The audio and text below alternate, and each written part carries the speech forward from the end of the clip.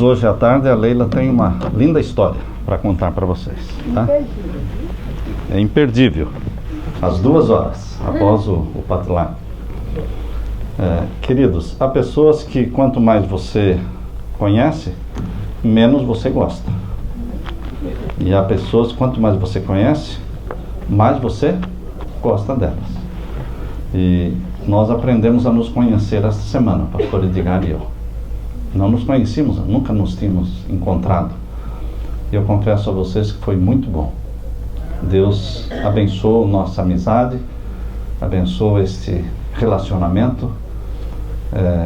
Quando você recebe um abraço, você sabe se a pessoa está sendo realmente calorosa ou não, você sente isso. Eu senti isso da parte do pastor Edgar. Estou feliz por estar aqui na sua igreja e sinceramente quero que Deus abençoe o seu ministério e abençoe a igreja, que cresçam unidos. Nós temos algumas coisas em comuns. Uma coisa é que esta é a igreja de Deus e não vamos sair dela, irmãos. O remanescente, o trigo, fica na igreja até a volta de Jesus. Entendem? Perseverantes nela. Não tem 8ª igreja não, irmãos. Nem 9ª. Esta é a 7ª, de 1844 para frente, até a volta de Jesus. Vamos orar. Antes de iniciarmos o estudo da palavra de Deus, vamos orar. Pai querido que estás nos céus, na tua presença estamos. Derrama o Espírito Santo sobre nós. Derrama o Espírito Santo sobre o primeiro ancião desta igreja, Pai, o irmão Victor Agorati. Derrama o Espírito Santo sobre os demais anciãos. Não me lembro o nome de todos, Pai, mas o irmão Edmundo, o irmão Pária, o irmão Eric, o irmão Philip e outros que eu talvez ainda não saiba o nome, Pai. Derrama o Espírito Santo sobre todos os anciãos e líderes para que, unindo as mãos com o pastor Edgar, sua esposa, possam caminhar juntos, preparando um povo para a volta de Jesus. Temos tão pouco tempo para nos preparar, que não vale a pena nos distrairmos, Pai, com as coisas deste mundo. Que cada um aqui trabalhe o suficiente para pagar as despesas, mas não para acumular, Pai. Porque quando trabalhamos para acumular, usamos tempo que deveria ser teu. Portanto, cada um trabalhe para ser um fiel, honesto, mas que invista tempo na família, que invista tempo nas coisas de Deus, que invista nos tesouros do céu. Não permita que Satanás venha distrair a atenção dos teus filhos com as coisas da terra, com compra e venda que não vai dar em nada, Pai. Querido Deus, derrama o Espírito Santo sobre cada pai, sobre cada mãe, para que sejam ungidos pelo Espírito Santo, conscientes da responsabilidade de salvar os filhos que estão dentro da casa e salvar os filhos que já estão fora da casa. São filhos e filhas que o Senhor nos confiou, Pai, e nós temos que responder por eles. Derrama o Espírito Santo sobre nós, neste momento, ao abrirmos a Bíblia, que o Espírito Santo nos fale mais uma vez, em nome de Jesus. Amém. Queridos, nós reservamos para hoje um assunto que não podia ser diferente, é sobre a volta de Jesus. Hoje nós vamos falar sobre o 7º milênio. Um dos dias mais alegres na vida de Eric Hare. Eric Hare tinha somente 7 anos de idade, quando o príncipe de Gales ia passar na rua Melbourne, na Austrália. E com 7 anos de idade, ele, o seu papai e o seu irmão faziam parte de uma banda que ia tocar para a passagem do príncipe de Gales. Ele estava muito alegre. Isso foi em 1901. O desfile deveria passar por aquela rua 10 horas da manhã. Mas como acontece com as crianças, ele acordou muito cedo naquela manhã. E a mamãe dizia, ele tinha 7 anos de idade, você tem que comer bem, porque vai ser longo dia para você. Mas ele estava muito alegre, muito eufórico. Ele falou, eu não consigo comer. Estou tão eufórico que não vou comer nada. E saiu de casa sem comer. Às 9 da manhã, a banda estava posta, toda preparada. Tocaram a música, a mesma música que queriam tocar para o Príncipe de Gales. Ensaiaram aquela música, às 9 da manhã estavam prontos. Às 10 horas, eles estavam todos no posto, esperando. Ali estava o pai dele, e também Rubem, que era o irmão. O pai tocava trombone, e o Rubem, o pai tocava trompa, e o Rubem, o filho, tocava trombone, e o Eric tocava corneta, trombeta. Então, queridos, todos estavam nas suas posições, mas 10 horas o príncipe não veio. Não veio ninguém. 11 horas o príncipe não veio. Estavam todos cansados já. Ninguém mais estava em posição de sentido, porque não dá para ficar em posição de sentido muito tempo, não é? Era meio-dia, o príncipe não veio. A multidão estava inquieta. Alguns começavam já a resmungar e reclamar desse príncipe atrasado. Chegou 1 da tarde, o príncipe não veio. Agora Eric, 7 aninhos de idade, já estava com fome. E agora começou a pensar no conselho que a mãe deu para ele. Você tem que comer bem, porque ninguém sabe o que vai acontecer hoje. Ah, se eu tivesse pelo menos trazido aquele lanchinho que minha mãe me deu. O pai de Eric deu uma corridinha e foi até uma padaria e comprou o que tinha lá, um pão seco, e trouxe para ele comer, pão seco. Alguns começaram a dizer, eu acho que esse príncipe nem vem mais hoje. 2 horas da tarde, o príncipe não veio. 3 da tarde, o príncipe não veio. 4 horas, de repente ouviram sons de aclamação lá no alto da rua. 2 mensageiros especiais com as suas trombetas cavalgavam à frente. Todos se levantaram e se uniram aos gritos em aplauso. Os mensageiros eram seguidos pela guarda montada, e então lá vinha o príncipe de Gales na carruagem real. O maestro da banda deu sinal e começaram a tocar. O príncipe de Gales estava olhando diretamente para a banda enquanto ele passava. Tirou seu chapéu e sorriu para a banda. E eles estavam eufóricos. Sumiu o cansaço, sumiu a fome. Eles agora estavam vendo o príncipe passar. Eric se tornou um pastor. Ele cresceu, estudou, se tornou um pastor. Ele dedicou a vida dele como missionário na Birmânia. O pastor Harry hoje já está dormindo na sepultura, esperando a volta de Jesus, o dia da ressurreição. Quando Eric ressuscitar, ele poderá contemplar não o príncipe de Gales, mas ele contemplará o rosto do príncipe Miguel, príncipe do céu, o príncipe da nossa salvação, o grande príncipe que libertará o seu povo. Como filhos de Deus, irmãos, será que nós estamos ansiosos pela chegada do príncipe do céu? Ou já estamos cansados e reclamando, murmurando? Ou já desistimos dele? Alguns já desistiram de esperar. A Bíblia diz em Lucas capítulo 12, verso 40. Jesus disse, vocês também fiquem alertas, porque o Filho do Homem vai chegar quando não estiverem esperando. Lucas 12, 40. Para aqueles que não amam a Jesus e não se preparam, a volta de Jesus será uma surpresa como a chegada de um ladrão, mas não para quem vive em comunhão com Deus. Muitos usam esse texto para dizer, não, a gente nem vai saber quando ele vai vir. Eles usam o texto que foi escrito para os ímpios e aplicam o texto para os filhos de Deus que vivem em íntima comunhão com Deus. Uma aplicação errada. Os filhos de Deus que vivem em comunhão com Deus Não saberão o dia e a hora, mas eles sabem o tempo da volta de Jesus. Eles entendem os sinais dos tempos dados por Jesus. Um dia um turista estava passeando ali pela Suíça e deparou-se assim no seu passeio com uma casa linda. A casa estava assim como uma pérola no meio de um jardim muito lindo.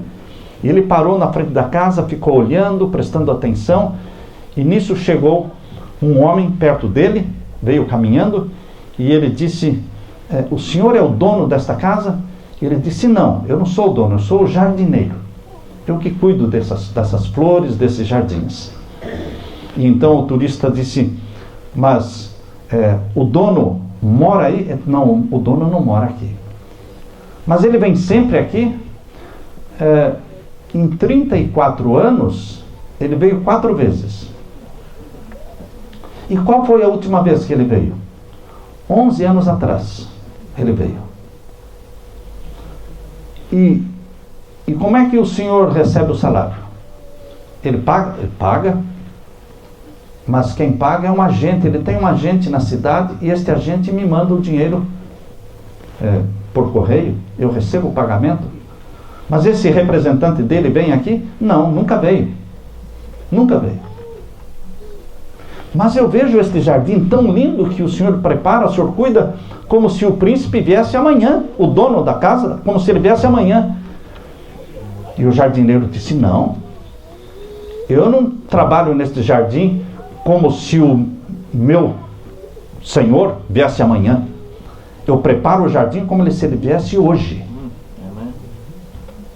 Queridos, nós não podemos viver como se Jesus viesse amanhã. Nós temos que viver como se Jesus viesse hoje. Porque hoje eu posso morrer. Quem sabe? E você vem com aquela história: não seja pessimista, pastor. Eu não sou pessimista, eu sou realista. Eu posso morrer hoje, mas eu estou preparado para encontrar o meu Jesus hoje, irmãos. Eu não me lembro de um pecado que eu não confessei. Pecados eu tenho, todos os dias eu confesso, mas eu não me lembro aqui na minha mente agora de um pecado que eu estou aí empurrando com a barriga, não é? E não confesso, não, queridos. Eu estou confessando todos os dias, porque quando eu durmo à noite, eu não sei se eu vou acordar no outro dia. Você tem que estar preparado, como se Jesus viesse hoje. Tudo o que você tem que fazer, meu irmão, não é para a semana que vem, é para hoje. Se você tem que pedir perdão, é hoje. Se você tem que se reconciliar com alguém, é hoje. Se você tem que escrever uma carta, é hoje. Se você tem que ligar para alguém pedindo perdão, ou se você tem que falar para alguém que você ama essa pessoa, é hoje. Não deixe para amanhã. Esteja preparado como se Jesus viesse hoje. Você tem saudades de Jesus, irmão? Porque a gente tem saudade das pessoas que a gente ama. Ou você é como aquela esposa que dizia: eu amo meu marido, mas eu gosto que ele viaje. Eu gosto que ele viaje. E quanto maior a viagem, para mim é melhor. Eu me sinto à vontade. Mas eu amo meu marido. Ama? Você ama o teu marido? Será que temos aqui alguém? Não, levante a mão, né? Mas você ama Jesus? Mas eu gostaria que Jesus demorasse mais 10, mais 20 anos, porque eu tenho que fazer isso, eu tenho muita coisa para fazer. Irmãos, eu não tenho mais nada a fazer. Se Jesus quiser vir hoje, o meu desejo é vê-lo hoje. Quando você se ajoelha e você louva Jesus, cantando os hinos de louvor a Jesus, quando você chora aos pés de Jesus, porque eu choro aos pés de Jesus, eu fico falando como eu o amo. É como você faz uma declaração para sua namorada. Fala: eu te amo, eu não posso viver sem você. Eu preciso da tua ajuda. Eu estou com vontade que o Senhor venha logo. Eu não aguento mais essa terra.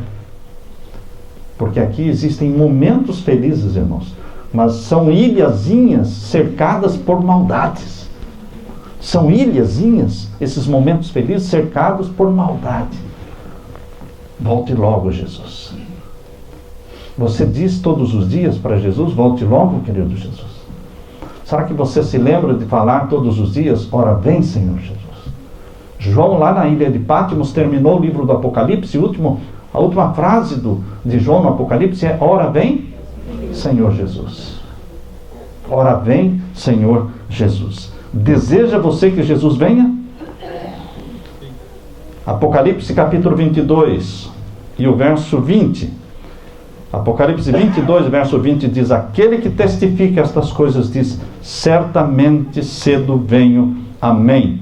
Ora vem, Senhor Jesus. Essa foi a forma como João terminou a Bíblia, irmãos, clamando pela volta de Jesus. Mas há pessoas que dizem, Jesus vai demorar. O que é que você ganha de falar isso? Talvez 50, 100 anos, quem sabe?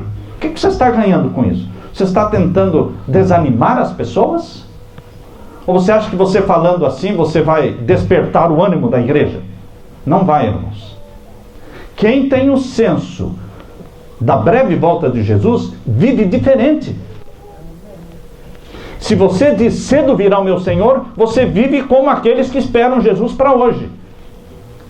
Se você diz, tarde virá o meu Senhor, como alguém me disse uma vez, Samuel, vai ter mais 4 papas, 10 papas, 20 papas? Falei, meu irmão, você quer pensar assim? Pense. Eu não penso assim. Eu estou orando a Deus para que seja o último. Eu estou orando a Deus. Eu quero que Jesus venha. Eu não estou orando, Senhor, o quanto mais distante o Senhor puder vir, é melhor. Não, irmãos. É a urgência da volta de Jesus. Você sonha com isso, você pensa nisso, você prega isso. E pelos atos, e pelas ações, e pelo comprar e pelo vender, do dia a dia, você mostra se você realmente está esperando a volta de Jesus. Se realmente você é peregrino nessa terra, ou se você está acumulando tanta coisa nessa terra, que já não pode mais ser chamado de peregrino, irmãos. Quem acumula tanta coisa na terra não é peregrino. Ele já fincou raízes aqui. Ele já é daqui. Mas Jesus disse, o meu reino não é daqui. Em Mateus capítulo 25, irmãos, abra sua Bíblia. Em Mateus capítulo 25, Jesus contou a parábola das 10 virgens. Mateus capítulo 25. Aqui diz assim, então o reino dos céus será semelhante a 10 virgens, que tomando as suas lâmpadas, saíram ao encontro do esposo. 5 delas eram prudentes, 5 eram loucas. Mas eram todas virgens, até as loucas. As loucas, tomando as suas lâmpadas, não levavam azeite consigo. Mas as prudentes levaram azeite em suas vasilhas, com as suas lâmpadas. Nós sabemos que o azeite representa o Espírito Santo, irmãos. A igreja está dividida entre um grupo que busca o batismo do Espírito Santo e outros que não estão nem aí com o Espírito Santo. O Espírito Santo até incomoda. Já surgiu um grupo dentro da igreja, ao redor do mundo aí todo, que nem crê mais no Espírito Santo. Nesse momento em que nós precisamos do batismo do Espírito Santo, da chuva serôdia do Espírito Santo, surge um grupo que nem crê que existe Espírito Santo. Isso não é de Deus, irmãos. Sem o Espírito Santo não há arrependimento, não há confissão. Sem o Espírito Santo, o caráter de Cristo não pode ser comunicado para você, você vai ser você mesmo. Mas com o Espírito Santo, você não é você, você é Jesus na terra. Porque você tem caráter de Jesus, tem mente de Jesus, pensa como Jesus, age como Jesus, é obra do Espírito Santo. E como eu não vou crer na obra do Espírito Santo? Aqui diz que todas tinham lâmpadas. Todos têm Bíblia. A loja de dólar tem Bíblia de $1, né? Todos têm Bíblia. Mas nem todos têm o quê? O Espírito Santo. Mas estão todos na igreja. E aqui diz o verso 5: tardando o esposo, tosquenejaram todas. Então há uma situação de torpor espiritual, há uma situação de mornidão espiritual de Laodiceia, já uma profecia da Bíblia, de Apocalipse capítulo 3, irmãos, que as pessoas estão vendo que está se cumprindo na igreja. Como a profecia já disse, a igreja seria morna. E daí? Você está conformado com isso? Já não pode se conformar. A profecia diz que a igreja de Laodiceia seria morna, mas eu não vou ser morno. A Bíblia também diz que existe um remanescente, eu vou ser do remanescente. Não basta ser da igreja adventista, tem que ser do remanescente que vive dentro da igreja adventista. Não bastava pertencer ao povo de Israel, tinha que pertencer àqueles 7.000 que não dobraram os joelhos a Baal. Viver, eu sou do povo de Deus. Israel era o povo de Deus, matou Jesus, irmãos. Não foram os romanos que mataram Jesus. Pilatos queria soltar Jesus. Eu não vejo crime nesse homem, ele é inocente. E o povo de Deus, entre aspas, não é? Mas era povo de Deus, diz: crucifica-o, crucifica-o. Roma queria soltar, o povo de Deus queria matá-lo. Não basta fazer parte do povo de Deus, irmão. Nós temos que pertencer ao remanescente dentro do povo de Deus, aos 7.000 que não dobraram seus joelhos a Baal, que não estão vendidos para o mundo, irmãos. Porque o mundo entra na nossa vida, o mundo entra na nossa casa, entra nos quartos dos nossos filhos, e nós estamos inconscientes achando que está tudo bem. Não está tudo bem, irmãos. Nós temos que ser sacudidos pelo Espírito Santo, purificados pelo sangue de Jesus. A nossa religião, irmãos, tem que ser uma religião de confissão. Confissão. Todos os dias. Mas tem gente que acha que não tem o que confessar. Está tão longe de Jesus que não tem o que confessar. Mas quando você se aproxima da luz, que é Jesus, as manchas aparecem e você pede perdão. Queridos, aqui diz que estas virgens, verso 5, tardando o esposo, tosquenejaram todas e adormeceram. Mas à meia-noite ouviu-se um clamor. Aí vem o esposo, saí-lhe ao encontro. Então todas aquelas virgens se levantaram e prepararam as suas lâmpadas. E as loucas disseram para as prudentes: dai-nos do vosso azeite, porque as nossas lâmpadas se apagam. Mas as prudentes responderam, dizendo: não seja o caso que nos falte a nós e a vós. Ide antes aos que o vendem e comprai-o para vós. E tendo elas ido comprá-lo, chegou o esposo, e as que estavam preparadas entraram com ele para as bodas, e fechou-se a porta. E depois chegaram também as outras virgens, dizendo: Senhor, Senhor, abre-nos. E ele respondendo disse: em verdade vos digo que vos não conheço. Vigiai, pois, porque não sabeis o dia e a hora em que o Filho do Homem há de vir. Queridos, eu não posso passar o Espírito Santo para o outro. O pai não pode passar o Espírito Santo para o filho. O pastor não pode passar o Espírito Santo para a igreja. Não, essa é uma busca pessoal. Busca pessoal. Pela confissão, pela comunhão. Você tem que pedir e pedir e pedir. E quanto mais você pede, mais você recebe. Mas não é um fogo, não é um sentimentalismo, não é uma histeria, não, irmãos. É silenciosamente o Espírito Santo vai sendo derramado sobre você. A gente gostaria de que fosse uma coisa assim, não é? Sentimental, fazendo barulho. Não, mas o Espírito Santo trabalha silenciosamente.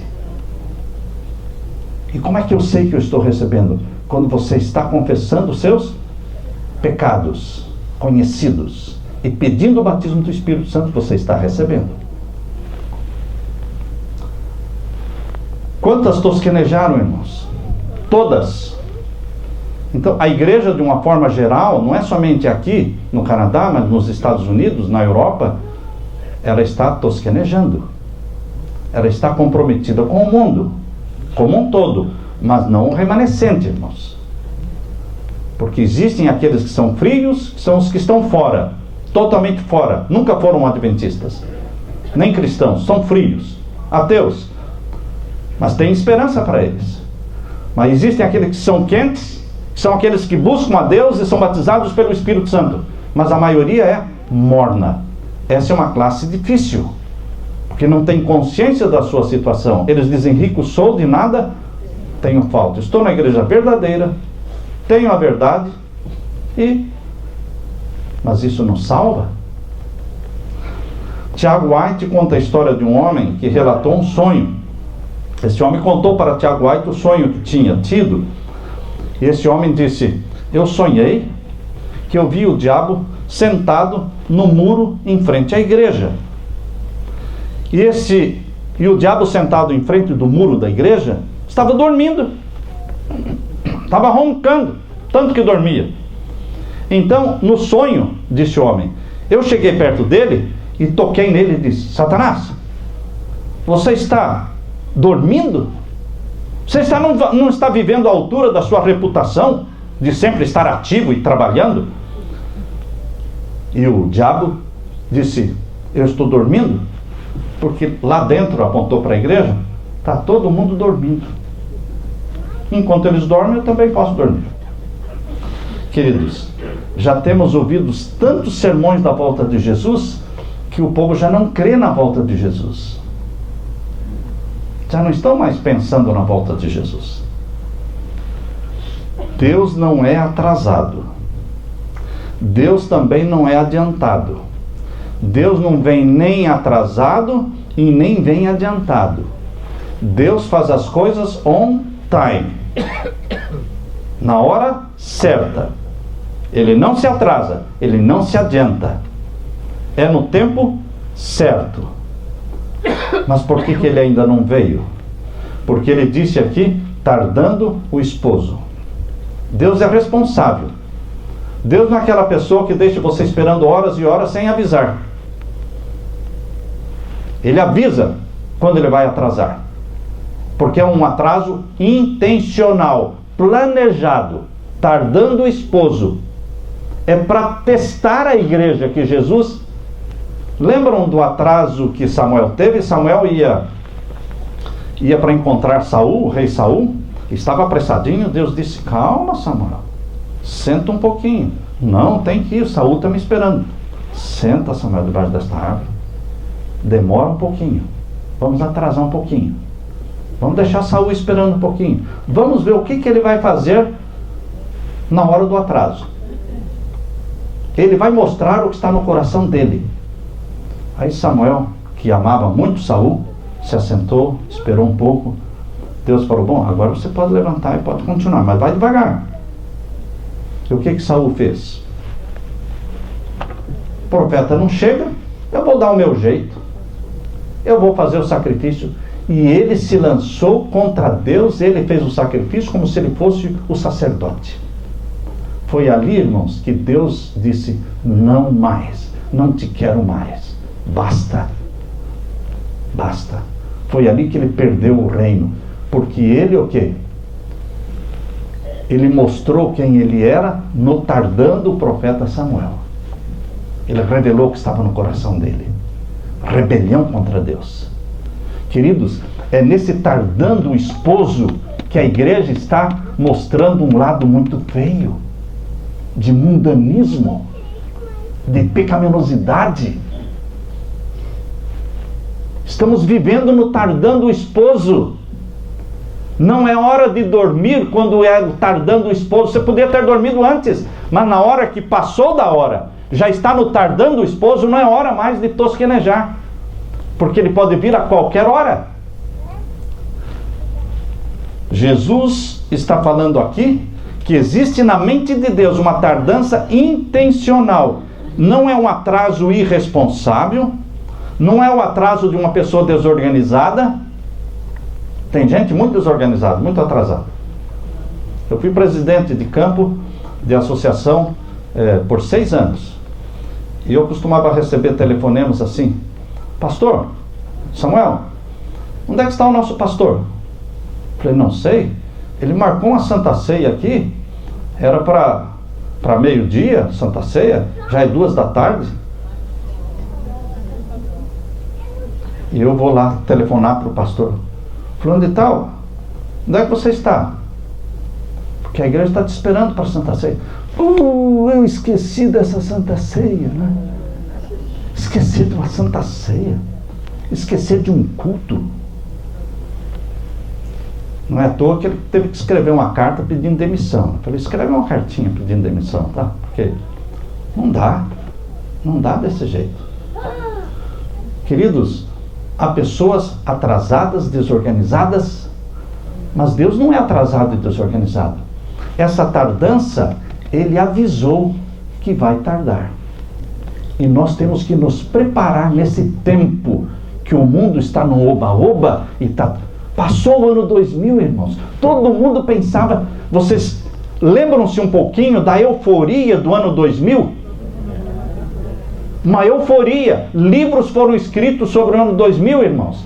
Da noite do dia 31 de dezembro do ano 2000 para passar para o 1º de janeiro de 2001, naquela passagem de milênio, foi passagem de milênio, não foi passagem de ano, irmãos. Passagem de milênio. Muita gente não dormiu.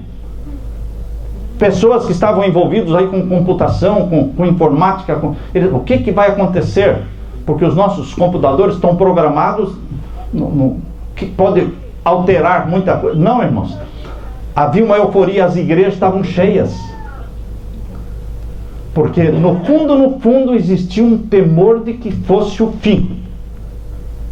Porque desde o século XVIII, irmãos, desde o século XVIII, um pastor chamado Nolan, ele criou esta frase, 2000 chegará, 2000 não passará. E muita gente fala, porque a Bíblia falou. Não, a Bíblia não falou, irmãos. Não é a Bíblia que falou isso, foi Nolan que falou. E outros pastores começaram a repetir a mesma frase, 2000 chegará, mas 2000 não passará.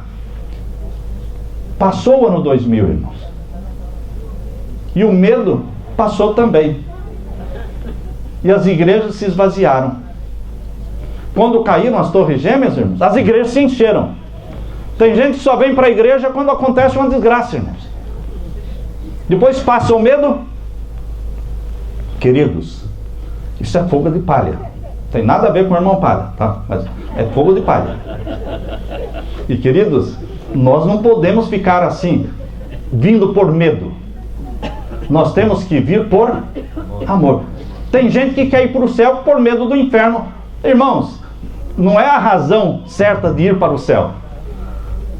Eu tenho que ir para o céu por amor a Jesus. E não por medo do inferno. É a paixão por Jesus.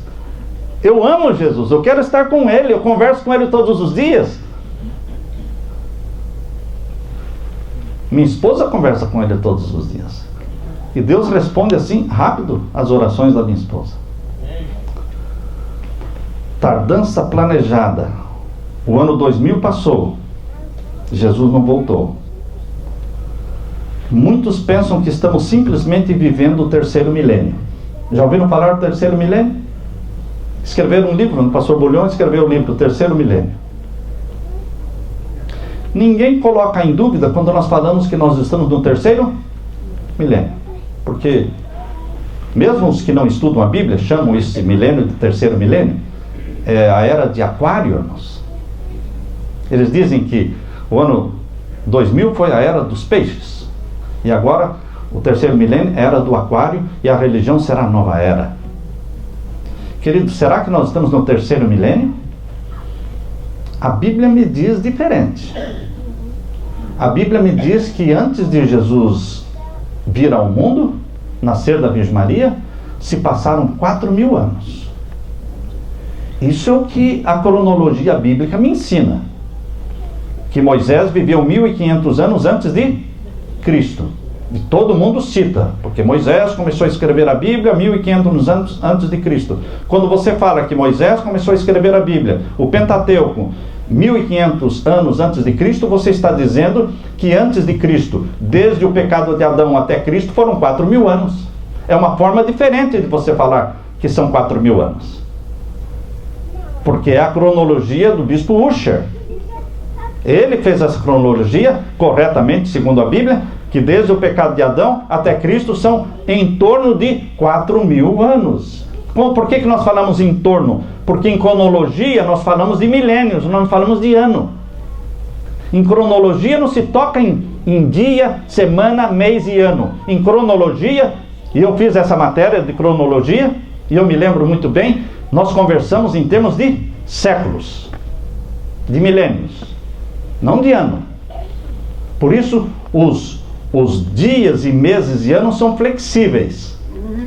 Por volta de 4.000 anos passaram-se do pecado de Adão até Cristo. Agora, queridos, existe alguma dúvida de que de Cristo para cá nós estamos em 2016? Existe alguma dúvida? Eu creio que não, né? Todo mundo sabe que estamos no ano 2016. Será que é difícil a gente somar 4.000 com 2016? 4.000 com 2016 dá quanto? 6.016. Até os maçons sabem disso. Em 2008, eles lançaram um medalhão assim, dourado, para os Freemasons comprarem como lembrança, e o medalhão estava escrito assim, era em 2008, estava escrito assim, 6.008. De onde é que eles tiraram a ideia de 6.008, irmãos? Satanás sabe que era 6.008 e que agora são 6.016. Um aninho a mais, um aninho. Não estamos falando de aninhos, estamos falando de milênio. Então, se 6.000 anos de pecado já se passaram, irmãos, 6.000 anos de pecado já se passaram. Então nós estamos em qual milênio? No começo de qual milênio? Sétimo.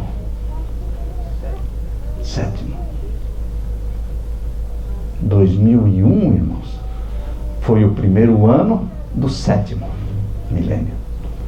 2002, 2003, estamos em 2016. Sabem que quando a gente pergunta a hora, que horas são? A pessoa diz, agora é meio-dia. Agora está marcando meio-dia lá. Mas não é meio-dia. É meio-dia e 3. Ou 2 para meio-dia. Mas quem é que fica falando assim? Não, é 2 para meio-dia. É meio-dia e 1. Eu não vejo ninguém falando assim. A pessoa arredonda, não arredonda? A mesma coisa, irmãos. Nós estamos no começo do sétimo milênio. Não importa se já passaram 10 anos ou 15, mas é o começo do sétimo milênio. São como que contados como que 16 segundos em 1000 anos, irmãos. Pense assim como você fala arredonda a hora, também esses 16 anos dentro do sétimo milênio é como se fossem 16 segundos de 1000 anos. Estamos justo no comecinho do sétimo milênio. Agora abra sua Bíblia, irmãos. Abra sua Bíblia em Apocalipse capítulo 20 e vejam o que Deus vai fazer no começo do sétimo milênio. Então, isso que nós vamos ler aqui em Apocalipse 20, irmãos, ou acontece dentro de pouquinho tempo, ou acontece dentro de pouquinho tempo. Não existe outra opção, não. Ou vai ou vai. Ou Jesus vem ou ele vem. Ou Satanás será amarrado por 1000 anos, ou será amarrado por 1000 anos. Não tem outra opção, irmãos. 6.000 anos de pecado já se passaram. E dezenas de vezes Ellen White escreveu. Não foram 10, 20 vezes, irmãos. Foram 40, 50 vezes Ellen White escreveu e repetiu a mesma frase. 6.000 anos estão se completando. Quase 6.000 anos já se completaram. Ela repete, principalmente no livro Grande Conflito. Aqueles que leram o Grande Conflito lembram-se quantas vezes ela repete. Quando ela fala do milênio, tem o capítulo do Grande Conflito que fala sobre o milênio. Quando ela começa o capítulo, ela começa assim: 6.000 anos se passaram e Satanás foi preso. Então, está claro que Satanás será preso no começo do sétimo. Agora, queridos, parece que a igreja não está consciente. Não está consciente de que o milênio, Deus não escondeu o milênio da volta de Jesus. Muitos usam aquele texto de Mateus 24, 36, daquele dia e hora ninguém sabe, e esqueceram que lá fala dia e hora, não fala milênio. E muitos acham que também não dá para saber qual é o milênio da volta de Jesus. Não, queridos, Deus trabalha em ciclos de 7. E o sétimo é de quem? O sétimo sempre é de Deus. Então, o sétimo milênio é o povo de Deus no céu com Ele. O sétimo milênio é o povo de Deus no céu com Ele. É dele o sétimo. Não é só o sétimo dia que é de Deus. A Bíblia diz que o sétimo dia é de Deus. Mas a Bíblia também diz que o sétimo ano era de Deus. Lembram-se que Deus diz: lembra-te do dia do sábado para o santificar. 6 dias trabalharás, farás toda a tua obra, mas o sétimo dia é o sábado do Senhor teu Deus. Nele não farás nenhuma obra. O sétimo dia é de Deus. É o sábado semanal. Mas tinha também um sábado anual. Como é que era o sábado anual? Deus dizia: vocês plantam 6 anos. Não vão plantar no sétimo ano. O que nós vamos comer? Vão comer o que a terra produzir, mas vocês não vão plantar.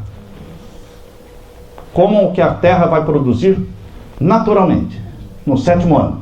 Porque é o descanso do solo.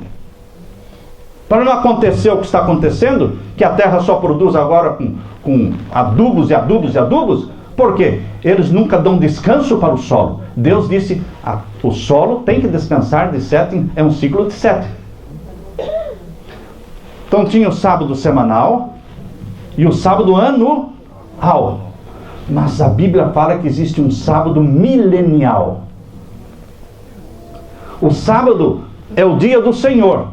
Mas a Bíblia não fala só do dia do Senhor. A Bíblia também fala do grande dia do Senhor. Dia do Senhor é o sétimo dia da semana, irmãos. Mas o grande dia do Senhor não é o sétimo dia da semana. É o sétimo milênio. É o grande sábado milenial, aleluia, irmãos. E é o sábado que nós vamos passar no céu, esse sábado milenial com Jesus. E é o sábado que Satanás vai ficar preso na terra, e ele não quer que nem toque nesse assunto, porque ele treme quando ele ouve alguém falando sobre o sétimo milênio, porque a prisão dele no abismo. Por isso diz aqui em Apocalipse 20, verso 1 em diante: e vi descer do céu um anjo, que tinha a chave do abismo. Abismo na Bíblia é a terra em estado caótico, sem luz, sem sol, sem nada, destruída. Essa é a palavra abismo na Bíblia, desde Gênesis capítulo 1, verso 2. Antes de Deus falar haja luz e houve luz, antes disso, no verso 3 ele diz haja luz e houve luz. No verso 2 diz o quê? O Espírito de Deus pairava sobre o abismo. Porque a terra, antes de Deus fazer a semana da criação, a luz e tudo mais, a terra era um abismo coberto por águas profundas.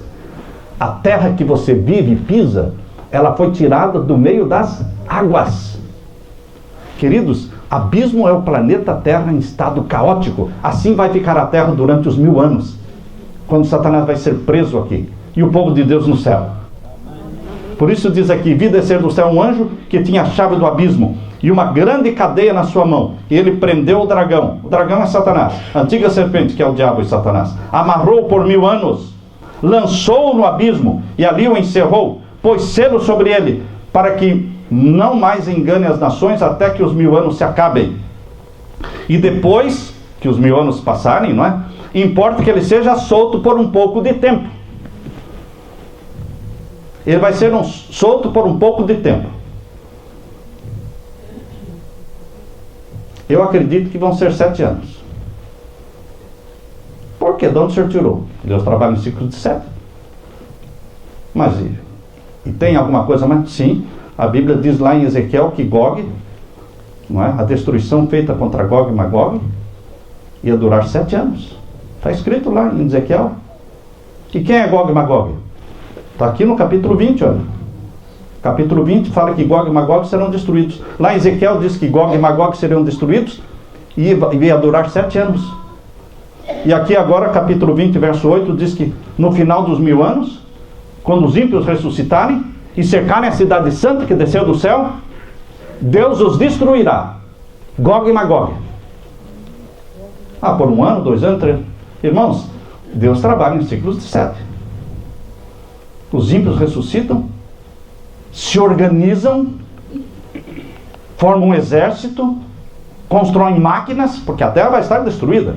Vão construir máquinas, um armamento bélico, e vão marchar contra quem? A cidade santa.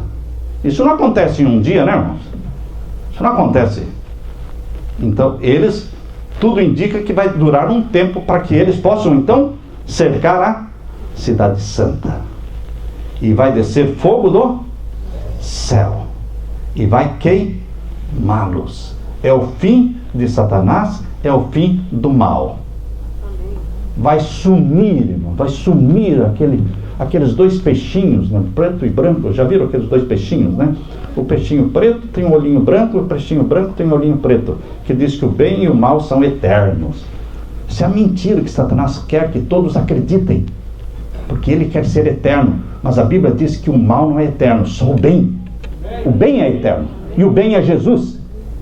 Ele é eterno. Satanás será queimado, deixará de existir.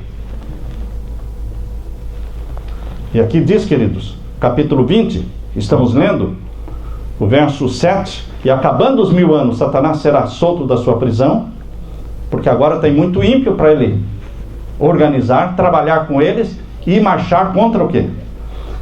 E aí, verso 8, sairá a enganar as nações que estão sobre os 4 cantos da terra. O que vai acontecer quando os ímpios se ressuscitarem no final dos 1000 anos? Eles se reorganizam. Ressuscitam os maiores militares do mundo, os maiores comandantes do mundo ressuscitam ali, irmãos. Aqueles que mataram o maior número de gente ressuscitam na segunda ressurreição dos ímpios. São assassinos. Eles se reorganizam e Satanás se apresenta como líder deles. E o que mais? Sairá a enganar. Estamos lendo o verso 8 do capítulo 20. Sairá a enganar as nações que estão sobre os 4 cantos da terra. Gog e Magog. Está aí? Gog e Magog. Se você quer saber o que é Gog e Magog, vai lá em Ezequiel. Gog e Magog eram os inimigos de Deus no tempo antigo. Tempo do Antigo Testamento. E a destruição deles duraria 7 anos. Mas isso não aconteceu, irmãos, porque Israel não foi fiel, Gog e Magog não foram destruídos.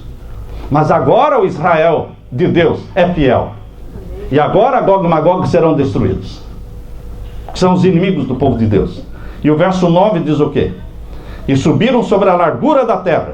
Vieram marchando, irmãos, de todos os lados, de todos os 4 cantos do céu, né? Os 4 ventos do céu, norte, sul, leste e oeste, marchando lá para o Oriente Médio. Oriente Médio é a atenção do mundo hoje, irmãos. Os jornais só falam do Oriente Médio todo dia. E o Oriente Médio vai ser para onde Satanás vai marchar com seu exército. Porque a nova Jerusalém vai descer ali onde está a velha Jerusalém. Zacarias capítulo 14 diz que o Monte das Oliveiras vai se dividir e vai se tornar uma grande planície, irmãos. Essa planície vem lá do rio Eufrates, lá da Mesopotâmia, vem descendo, irmãos, até o Egito. Toda essa área, desde o Egito até a Mesopotâmia, vai ser coberta pela nova Jerusalém. Não é uma cidadezinha, irmãos. Não é uma cidadezinha. É a maior cidade que já se pensou ou imaginou, irmãos. É do tamanho do estado de São Paulo inteiro, a Nova Jerusalém. Cobre toda essa extensão que vem lá do Jardim do Éden, que ficava no Iraque, né? Rio Eufrates está lá, Rio Tigre estão lá. Cobre toda essa área e vai cobrir a velha Jerusalém. Desce ali. Agora Satanás marcha sobre a largura da terra lá para o Oriente Médio, para cercar a Nova Jerusalém. Coitado dele, né? Coitado, aqui diz o quê? Mas desceu fogo do céu e os devorou. É o fim do pecado, é o fim do mal. Mas o povo de Deus está salvo para sempre. Queridos, os estudiosos em profecia, eles sabem que nós estamos vivendo nos primeiros anos do 7º milênio. Ciclos de 7. 7 igrejas. Há pessoas, por que Deus escreveu a história do cristianismo em 7 capítulos? Pergunta para ele quando chegar no céu. Mas ele escreveu em 7 capítulos.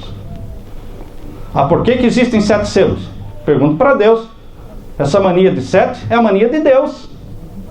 E eu estou feliz com isso, não estou revoltado com Deus. Estou feliz. Fica fácil de entender, porque ele é muito organizada a maneira de Deus fazer as coisas. 7 selos, 7 trombetas, 7 pragas, 7 trovões, 7 montes, 7 reis. E lendo, irmãos, o livro Primeiros Escritos, capítulo 1, eu até conferi agora, sentado aqui, para não falar bobagem, não é? Até peguei de novo e li agora o primeiro escrito ali, capítulo 1, diz que o monte de Sião, cujo templo está em cima dele, está cercado por 7 montanhas. Eu não tinha prestado atenção. Eu descobri isso a questão de um ano atrás. Por isso Satanás colocou o seu quartel-general na cidade dos 7 montes, irmãos. Porque a mentira anda perto da verdade. Por que Satanás escolheu colocar o seu quartel-general na cidade dos 7 montes? Ah, porque ele sabe, ele viveu no céu, irmãos. Ele conhece a divindade. E ele sabe que o Monte Sião está cercado por 7 montanhas. Ele sabe. Por isso Deus mostrou essa visão para Ellen White. O templo do Senhor sobre o Monte Sião, cercado por 7 montanhas. A verdade anda perto da mentira. A mentira anda perto da verdade. E por isso, queridos, Deus escreveu tudo em ciclos de 7. A volta de Jesus vai ocorrer, queridos. Nós não sabemos o dia nem a hora. Mas é esse milênio. E não vai ser na metade do milênio. E nem no fim do milênio. Vai ser agora no começo do milênio. Isso é profecia, irmãos. Ellen White cria nisso. J.N. Andrews, que foi o primeiro missionário adventista na Europa, primeiro missionário oficial, que não oficial teve outro. Então, ele foi o maior teólogo adventista no início da igreja adventista. J.N. Andrews, irmãos, ele sabia o Novo Testamento de cor. Eu conheci uma pessoa que sabia o Apocalipse de cor, o Chico Bíblia. Chico Bíblia, que ganhou o concurso bíblico, ele sabia o Apocalipse de cor. Mas J.N. Andrews não sabia o Apocalipse de cor, irmão. Ele sabia todo o Novo Testamento de cor. Veja a mente que Deus deu para esse homem. Ele foi um dos presidentes da Conferência Geral. E ele cria e defendia que existirão 6.000 anos de pecado na terra. E que o 7º milênio é o povo de Deus no céu. Ellen White cria também nisso. Queridos, esta semana de 7.000 anos foi pregada por Martinho Lutero. Martinho Lutero cria desta forma. Guilherme Miller cria desta forma. J.N. Andrews cria desta forma. S.N. Haskell cria desta forma. J.N. Longborough cria desta forma. Ellen White.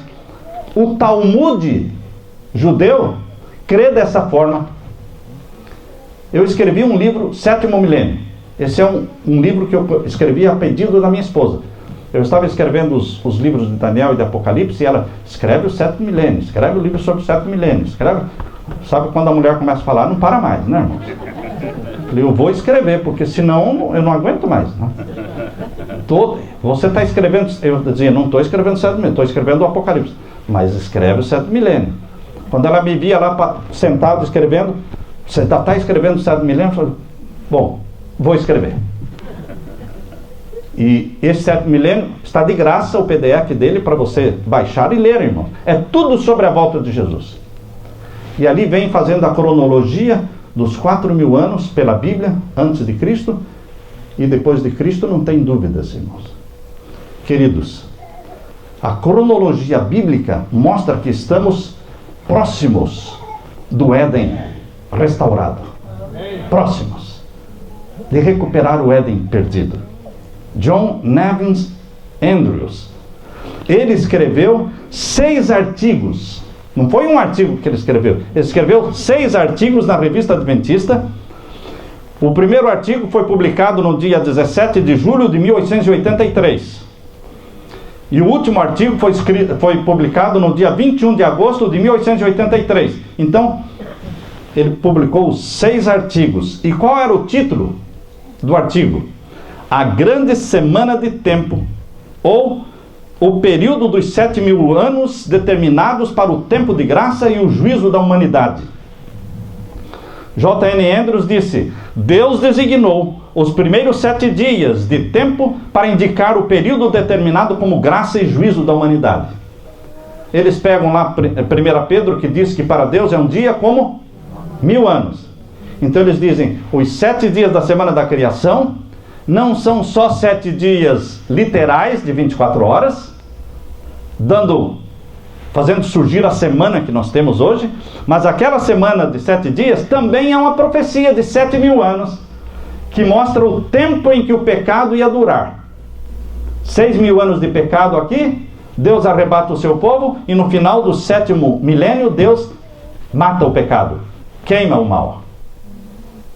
Deus escreve tudo em ciclos de 7. Muitos têm evitado pregar essa mensagem, irmãos, mas ela é adventista. É adventista. E ela é repetida no Espírito de Profecia. 6.000 anos se passaram e Satanás foi preso. No livro Grande Conflito, página 371, veja um pensamento que Deus escreveu ali. Grande Conflito, página 371. Os discípulos haviam feito a pergunta: que sinal haverá da tua vinda e do fim do mundo? Jesus lhes deu sinais e disse: quando virdes todas essas coisas, sabei que ele está próximo às portas. Agora vejam o que Ellen White escreveu. Não se deve permitir que uma declaração do Senhor destrua a outra. Conquanto ninguém saiba o dia ou a hora da sua vinda, certo? Conquanto ninguém saiba o dia ou a hora da sua vinda, somos instruídos de quê? Da sua proximidade. E aqui diz: e isto nos é exigido saber. O que é nos é exigido saber? Não o dia e a hora, mas a proximidade, irmãos. E continua a serva de Deus escrevendo: demais é nos ensinado que desatender a advertência ou recusar saber a proximidade do advento do Salvador ser-nos-á tão fatal como foi aos que viveram nos dias de Noé, ou não saberem quando viria o dilúvio. Será fatal não querer saber a proximidade da volta de Jesus. E a maioria não quer saber a proximidade. Quando a gente prega sobre a proximidade, porque eu nunca preguei sobre o dia e a hora, irmãos, eu não sei, mas pregando sobre a proximidade, já somos chamados de alarmistas. Como alarmista? Eu não estou falando do dia e da hora, nem do ano, eu estou falando da proximidade. Mas as pessoas estão tão contentes com esse mundo que não querem nem pensar na volta de Jesus. Eles são os servos maus que dizem: tarde virá o meu Senhor. Você é o servo bom que diz: cedo virá o meu Senhor? Ou você é o servo mau que diz: tarde virá o meu Senhor? Você escolhe, meu irmão. Eu estou escolhendo falar e repetir: cedo virá o meu Senhor. Cedo virá o meu Senhor.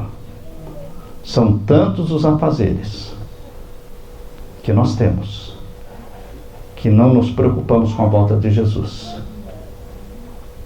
É real o teu desejo de ver Cristo voltar? É real o teu desejo? Você quer mesmo ver Cristo voltar? Eu vou convidar a mamãe do nosso querido pastor Bill Santos, irmã Isabel, para cantar para nós. É real o teu desejo de ver Cristo voltar? Eu quero que você diga: ora vem, Senhor Jesus. Amém? Amém, amém, irmãos.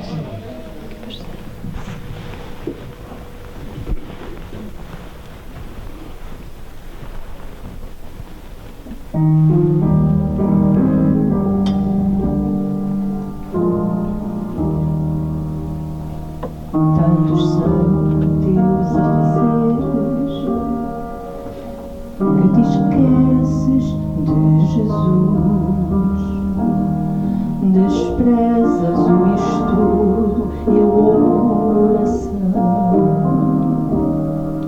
Ou estarias pronto e repleto de emoção se tu hoje te encontrasses com Jesus. É real teu desejo de vê-lo voltar. Tu anseias pelo teu Salvador. São teus lábios louvor, é tua vida amor.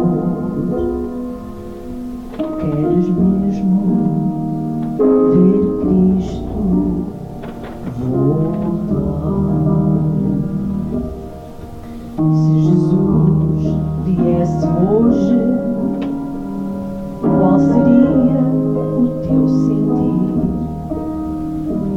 Talvez tu procurasses te esconder por culpa do pecado que não queres submeter. Que horror com os ímpios perecer. É real teu desejo de vê-lo voltar. Tu anseias por teu Salvador. São teus lábios louvor, é tua vida amor. Queres mesmo ver Cristo voltar?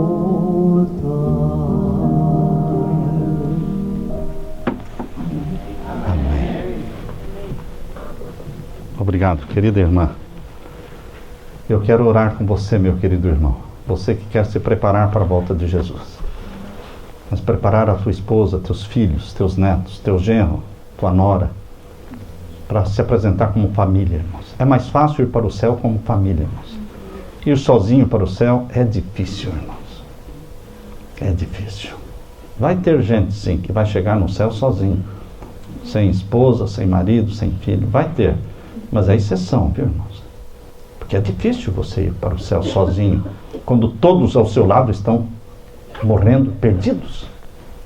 E você? O que você fez? Então é mais fácil a gente se salvar em família. Como disse Josué, eu e a minha casa serviremos ao Senhor. Você não fica perguntando, o que você acha, filho? Vamos servir o Senhor ou não vamos? Não, irmãos. Você foi investido como pai, como homem, você foi investido de autoridade divina para falar, eu e a minha casa. Eu não preciso perguntar para minha esposa, que tal? Você concorda? Não, irmãos. Eu digo, eu e a minha casa serviremos ao Senhor, porque Deus vai pedir contas de mim. Eu quero salvar a minha família. Eu quero orar por vocês neste momento. Todos os que quiserem, fiquem em pé para receberem a bênção do Senhor. Amém, Senhor. Pai querido que estás nos céus, são tantos os afazeres e as correrias que muitas vezes nos distraímos e esquecemos de que a nossa missão, o nosso foco aqui na terra é preparar a nossa família para a volta de Jesus. Amém, Senhor. Já estamos vivendo, Pai querido, no tardando esposo. E nós temos que manter os olhos voltados para o céu, de onde virá o socorro. O nosso socorro vem do céu, de onde aguardamos o nosso Salvador Jesus. Que passemos esta paixão para os nossos filhos, esposa, que oremos e jejuemos pela nossa família, para salvá-los. Ninguém é salvo automaticamente por ser filho deste ou filho daquele. Cada salvação é resultado de jejum e oração de intercessão. Pai, derrama o Espírito Santo sobre nós, sobre os teus filhos que estão aqui. Salva-os. Registra o nome de todos no livro da vida do Cordeiro. E que saiamos buscando aqueles que estão longe do Senhor. E não voltemos de braços vazios, mas voltemos com a ovelha nos braços, dizendo, alegrai-vos, porque esta ovelha estava perdida, mas foi achada. Pai querido, salva os nossos lares, por favor. Em nome de Jesus e pelo sangue de Jesus nós clamamos. Amém, Senhor. Amém. Amém, Senhor.